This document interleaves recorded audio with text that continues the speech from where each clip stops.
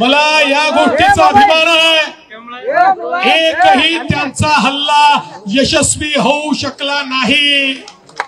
त्यांनी मोठ्या प्रमाणात मिसाईलचा वापर केला, त्यांचे सगळे मिसाईल हवेमध्येच भारतीय सेनेने उडवून दिले। त्यांनी ड्रोनचा वापर करायचा प्रयत्न केला, एकही त्यांचा ड्रोन हल्ला यशस्वी होऊ शकला नाही। त्यांनी F-16चा वापर करायचा प्रयत्न केला, त्यांचे F-16 पाडण्याचं काम हे आमच्या डिफेन्स सिस्टीमनी केलं। भारताने हे दाखवून दिलं आमची डिफेन्स सिस्टीम इतकी मजबूत आहे की त्याच्यामध्ये घुसण्याची ताकद पाकिस्तानची नाही। एकही हल्ला पाकिस्तान भारतावरचा यशस्वीपणे करू शकला नाही। पण ज्यावेळी त्यांनी हल्ला केला त्यावेळी त्याचा जबाब देण्याकरता भारताने जेव्हा जवाबी हल्ला त्यांच्या सैनिकी तळांवर केला, पाकिस्तान घाबरला।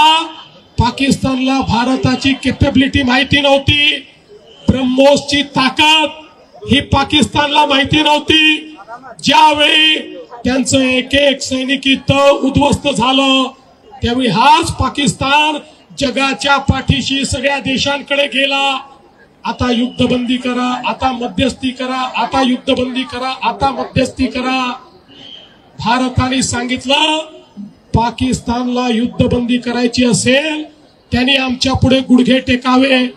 त्यांच्या सैनिकी अधिकाऱ्यांनी आम्हाला फोन करून त्या ठिकाणी विनंती करावी तर आम्ही युद्धबंदी करू।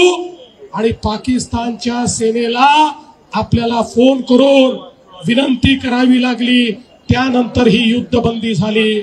बंधू भगिनींनो, भारतीय सेनेची जी ताकद आहे ही ताकद पहिल्यांदाच आपल्याला पाहायला मिळाली, जगाला पाहायला मिळाली। भारतीय सेना आता अभेद्य आहे हे देखील आपल्याला पाहायला मिळालं। अशी आपली सेना आणि त्या सेनेच्या पाठीशी खंबीरपणे उभे असलेले भारताचे प्रधानमंत्री माननीय नरेंद्र मोदीजी, याच्यामुळे भारताची ताकद आपल्याला समजली। आणि म्हणूनच आज ही तिरंगा यात्रा आपल्या सैनिकांना मान देण्याकरता, आपल्या शहीदांना मानवंदना देण्याकरता आणि भारताची ताकद ही जगाला दाखवण्याकरता आपण या ठिकाणी काढलेली आहे। मला विश्वास आहे भारताचा तिरंगा असाच फडकत राहील, या तिरंग्याला असाच सन्मान मिळत राहील। आणि म्हणून सर्व सैनिकांचं मनापासून अभिनंदन करतो।